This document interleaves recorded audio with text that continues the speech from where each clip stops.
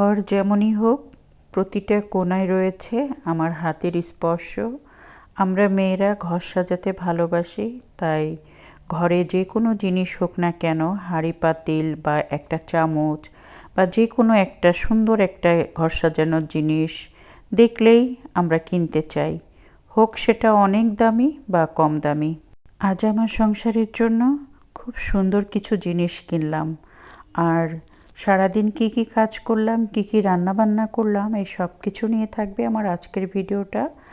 আসসালামু আলাইকুম, কেমন আছেন সবাই? যে যেখান থেকে আমার আজকের ভিডিওটা দেখছেন, আশা করছি সবাই ভালো আছেন, সুস্থ আছেন। আলহামদুলিল্লাহ, আমরাও ভালো আছি। আজকের ভিডিওটা শুরু করলাম সকাল থেকে। এখন সকাল 10টা বাজে। আমার মেয়েকে মেট্রো ট্রেনে ছেড়ে দিতে এসেছি। এটা হচ্ছে দুবাই এয়ারপোর্ট।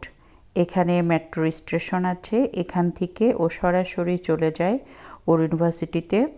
ওখানে গিয়ে অবশ্য ওর ইউনিভার্সিটির বাস আসে, সেখান থেকে ও বাস ধরে ওর ইউনিভার্সিটিতে যায়। তো মেয়েকে খুব সকাল সকাল প্রতিদিন নামিয়ে দিতে হয়। 6টায় বের হই, 6:30টার ভিতরে চলে আসি। যেদিন ওর ক্লাস থাকে 8:30 থেকে, ওই দিন খুব সকালে আসতে হয়।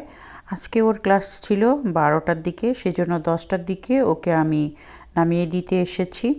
ওকে নামিয়ে দিয়ে বাসায় চলে যাব। বাসায় যেয়ে সংসারের অনেক কাজ আছে, সেগুলো করব। এই যে সিগনালে দাঁড়িয়ে আছি, একটা সিগনালে যদি কোনো রকম পড়ি, দেখা যায় পরপর 4-5টা সিগনালে পড়তে হয়।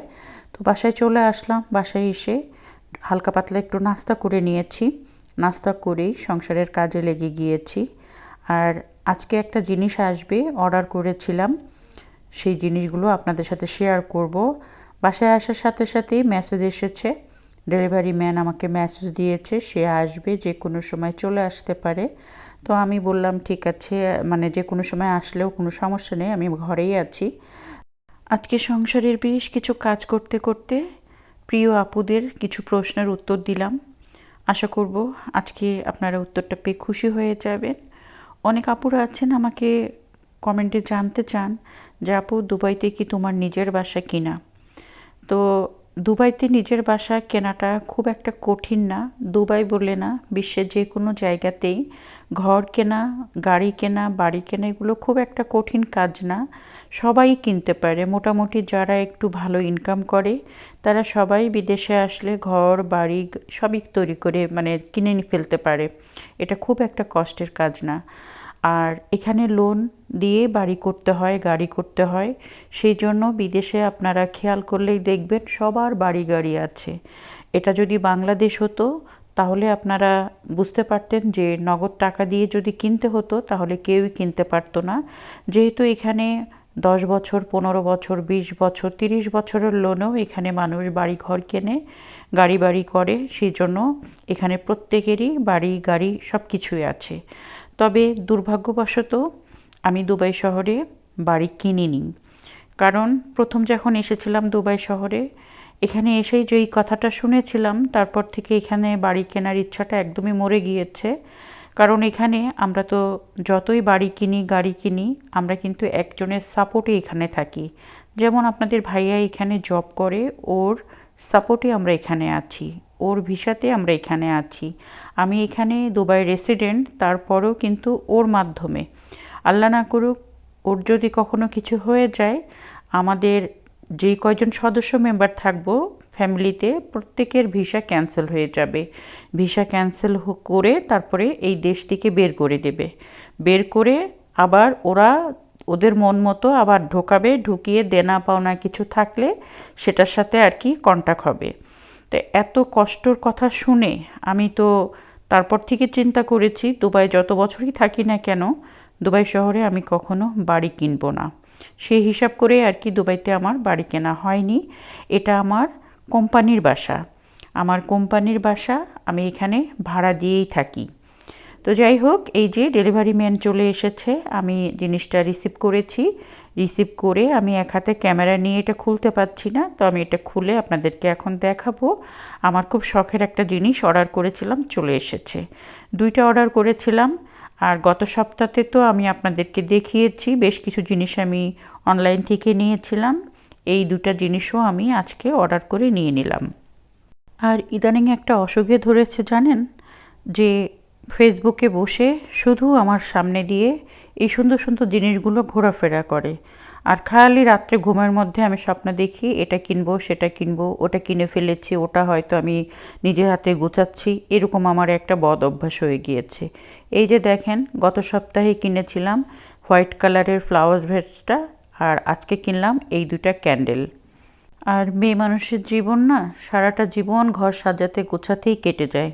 সংসার ভালোবাসি, তাই যেখানেই যাই চিন্তা থাকে সংসারের জন্য কিছু একটা কিনবো, কিভাবে সাজাবো, কোন জিনিসটা ভালো, কোনটা কিনলে ঘরটা ভালো লাগবে, সবসময় এই চিন্তাটা থাকে। এমন না যে এই জিনিসটা আমার ঘরে নাই, এই জিনিসটা কিন্তু এর আগেও আপনারা দেখেছেন। সেটা আজ থেকে প্রায় 6-7 বছর আগে আমি কিনেছিলাম। সেটা দিয়ে আমার ঘর সাজানো আছে। চলেন এই যে নিয়ে যাচ্ছি আপনাদেরকে।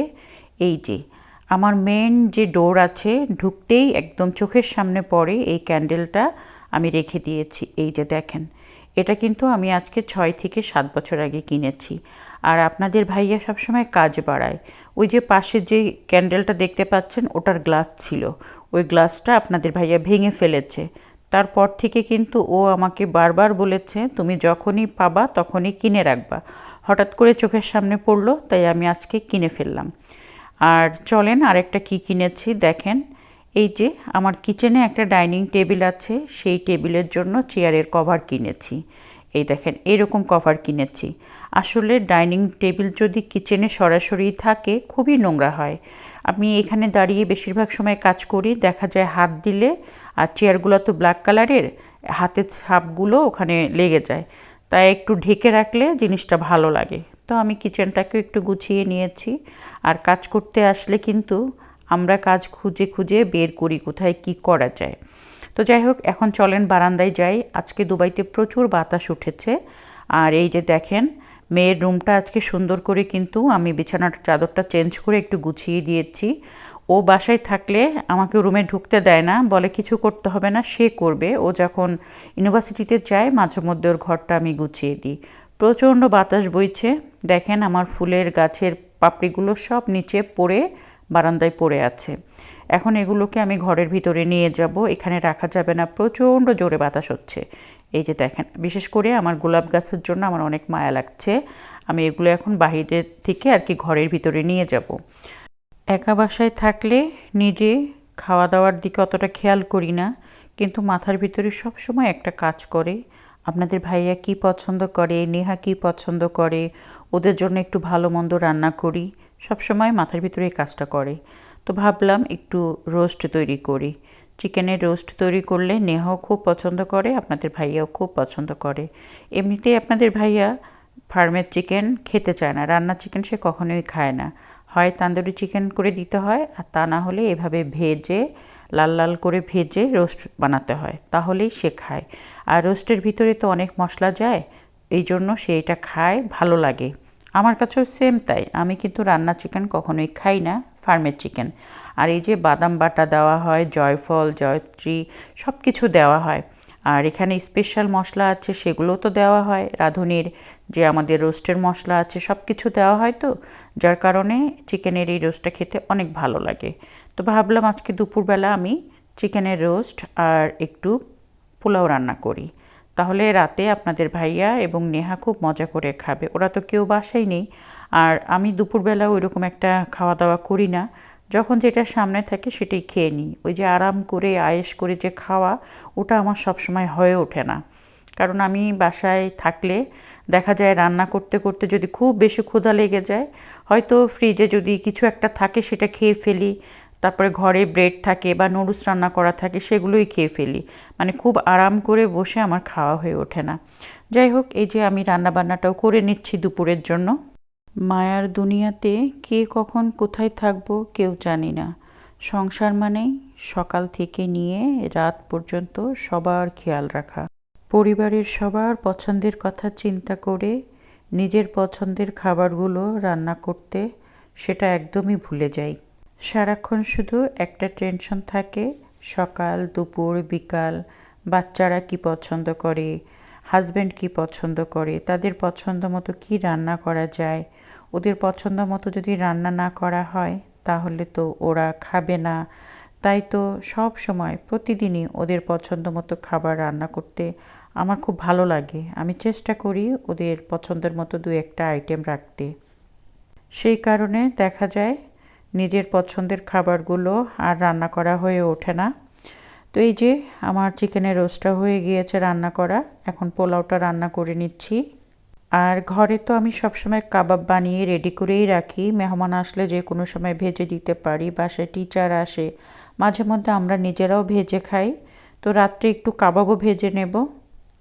আর আজকে দুবাই শহরের ওয়েদারটা একটু অন্যরকম, খুবই ঠান্ডা ঠান্ডা। ভেবেছিলাম খিচুড়ি রান্না করব, ভাবলাম যে খিচুড়িটা একবার খেলে আরেকবার কেউ পছন্দ করে না, শুধুমাত্র আপনাদের ভাইয়া খুব পছন্দ করে, তাছাড়া নেহা খেতে চায় না। নেহা পোলাওটা হলে খুব খেতে চায়, তার খুব সাদা পোলাও খুব পছন্দ, তাই পোলাওটাই রান্না করে নিচ্ছি।